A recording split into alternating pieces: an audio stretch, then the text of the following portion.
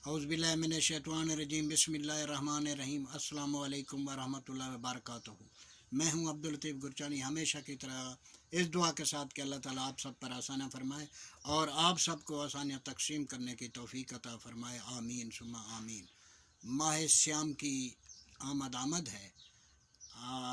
एक छोटी सी बात मैं आपके साथ शेयर करने लगा हूँ, जिसका ताल्लुक़ पार्टीशन से पहले है।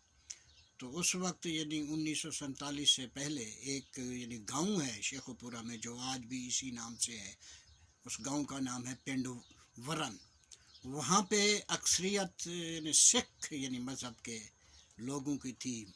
हिंदू लोग भी थे और मुसलमानों के घराने भी इस गांव में आबाद थे। तो वहाँ जो हिंदू थे वो तो ज़्यादातर ज़मींदारी की तरफ उनका दिल मैल नहीं था। वो कारोबार किया करते थे, व्यापार किया करते थे। और जो यहाँ इस गांव में जो मुसलमान थे, वो या तो सिखों की ज़मीनों पे काश्तकारी किया करते थे, या फिर उनके मवेशी चराया करते थे, या फिर जो उस वक्त के टेक्निकल शोबे थे, जैसे कोई तरखान हो गया, कोई लोहार होगा हो गया, इस किस्म के। और ये भी आपको मालूम ही है कि सिख जो है ये काश्तकारी की तरफ इनका रजू ज़्यादा होता था। तो वो जो भी इस गांव के सिख थे, कोई 2 मुरब्बा का मालिक था, कोई 3 मुरब्बा का मालिक था, कोई 4 मुरब्बा अराज़ी का मालिक था। तो उस वक्त ये फिर इनको एक और शौक़ जो उस वक्त भी था और आज भी है, ये मवेशी बहुत पालते थे, जैसे गाय हो गई या भैंसें वगैरह हो गई। तो उस वक्त क्योंकि काश्तकारी के लिए इतनी वाफिर मिकदार में पानी नहीं होता था। नहरी निज़ाम तो था लेकिन बहुत थोड़ा था। जो आज जदीद दौर में टरबाइनें हैं, सोलर हैं, या कोई पीटर इंजन वगैरह हैं, ये उस वक्त नापायद थे। तो हर ज़िम्मेदार की ज़मीन पे एक कुआं लगा होता था, या 2 कुएं होते थे, या 3 कुएं होते थे। इन्हीं कुओं से इस ज़मीन को सैराब किया जाता था, जो कि इतनी ज़्यादा तादाद में काश्तकारी नहीं होती थी। और इसी वजह से गांव के इर्द गिर्द खुदरो झाड़ियाँ, खुदरो जंगल हुआ करते थे। तो ये मुसलमान उनके मवेशी भी चराया करते थे। अब इसी गांव में एक तेजा सिंह नाम का एक ज़मींदार रहता था, जिसका ताल्लुक़ वो सिख मज़हब था, मज़हब से था। तो वो जब ये रमज़ान करीम करीब आता था, तो इस अपने गांव के सब मुसलमानों को इकट्ठा करता था, अपने पास बुलाता था और कहता था, भाई आपके नेक महीने रमज़ान करीम की आमद है, लिहाजा आप में से जो भैंस की खिदमत कर सकता है, उसे पाल सकता है, वो मुझसे भैंस ले जाए और पूरा महीना अपने पास रखे।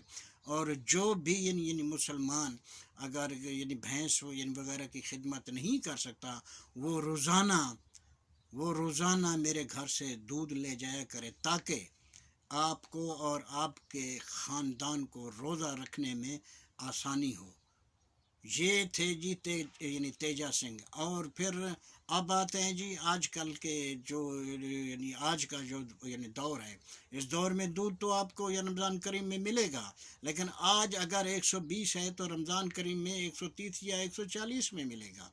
दूध तो मिलेगा, लेकिन अगर पहले 1 किलो दूध में 1 पाव पानी है, तो रमज़ान करीम में वो पानी 1.5 पाव हो जाएगा। क्योंकि आपको मालूम ही है कि रमज़ान करीम में दूध की खपत ज़्यादा होती है। तो इसलिए फिर दूध की पैदावार बढ़ाने के लिए ये हरबा भी इस्तेमाल होता है, और लोगों की ख्वाहिश ये होती है कि इस रमज़ान करीम में ज़्यादा से ज़्यादा दौलत को समेटा जाए। अब मैं सब के मुतल्लिक़ नहीं कह सकता, अल्हम्दुलिल्लाह 5 उंगलियां बराबर कभी भी नहीं हैं और ना भी कभी हो सकती हैं। अच्छे लोग भी हैं, आज ऐसे लोग भी हैं जो गरीबों की इमदाद करते हैं, जो खालिस दूध बेचते हैं, थोड़ी सी कीमत बढ़ा के, वो पानी वगैरह नहीं करते। तो दूध में पानी वगैरह नहीं डालते वो, جس کا اللہ تعالیٰ انہیں یعنی صلت دے گا، کیونکہ چیز کو آپ بااختیار ہونے کے باوجود بھی اگر خالص ہی بیچتے ہیں تو یہ کار خیر ہے۔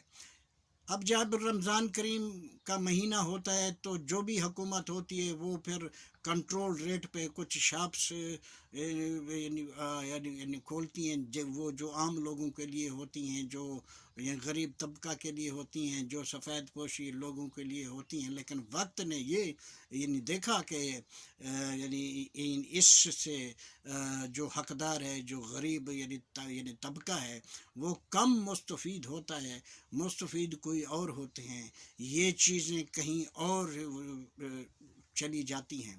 اور پھر جو لوگ یہ کام کرتے ہیں میں تو انہیں ظالم کہوں گا، اور آپ لوگ بھی میرے خیال میں یہی وہ لفظ کہیں گے، اس سے اب اور لفظ نہیں ہو سکتا۔ تو اب جو لوگ اس کام میں یعنی ملوث ہیں، میری سوچ کے مطابق وہ ظالم کو سپورٹ کر رہے ہیں، اور ظالم کو سپورٹ کرنا مظلوم کے ساتھ زیادتی ہے۔ اور جو لوگ غریبوں کا حق مار کے کسی اور کی طرف وہ سامان لے کے جاتے ہیں اور وہ پیسہ بناتے ہیں، تو ان کو یہ بھی یاد رکھنا چاہیے کہ اگر آپ کے پیچھے ہزاروں دعائیں ہیں، لیکن ایک غریب آدمی، ایک حقدار جس کو اس کا حق نہیں ملا، وہ آپ کے لیے اگر بد دعا کر رہا ہے، تو ذہن میں رہے کہ ہمیشہ بد دعا سے ایک قدم آگے چلتی ہے۔ اور یہ بھی آپ کو سوچنا چاہیے کہ جو بھی چیز ایک قدم آگے ہوتی ہے، پہلے منزل مقصود تک وہی پہنچتی ہے۔ اب جب رمضان کریم آتا ہے تو 11 مہینے میں بھی پتہ نہیں ہم نے کیا کیا یا کیا نہیں کیا۔ اللہ تعالیٰ اگر ہماری زندگی میں یہ نیک مہینہ لے ہی آیا ہے تو پھر ہمیں کچھ نہ کچھ اہتمام کرنا چاہیے۔ ایسے لوگ بھی ہیں جو 11 مہینے بھی غریبوں کی امداد کرتے رہتے ہیں، لیکن اس مہینے میں وہ اور امداد اپنی 2 گنا کر دیتے ہیں۔ اللہ تعالیٰ انہیں جزا دے۔ اور کچھ لوگ یہ بھی کہتے ہیں کہ جب رمضان کریم کا مہینہ آتا ہے تو مساجد میں افطاری کے ٹائم ایسے لوگ بھی آ جاتے ہیں جو کبھی مسجد میں نہیں آئے، وہ روزہ دار بھی نہیں ہوتے، لیکن وہ یہاں افطاری کے وقت وہ آ جاتے ہیں۔ تو گزارش یہی کرنی ہے کہ وہ لوگ جو آتے ہیں ان کے ذہن میں یہ بات تو ضرور ہوتی ہے ہوگی کہ چلو جی افطاری کا ٹائم ہے، اپنے محلے کی مسجد یا کوئی اور مسجد میں چلتے ہیں، وہاں آپ لوگوں نے اچھے اچھے کھانے بھیجے ہوں گے، فروٹ بھیجے ہوں گے، جی بھر کے کھایا بھی جائے اور نماز بھی پڑھ لی جائے۔ آخر میں دعا گو ہوں کہ اللہ تعالیٰ اپنی رحمت کے صدقے میں ہر مسلمان کی زندگی میں کئی رمضان کریم لائے۔ آمین ثم آمین۔ سونے رب دے والے۔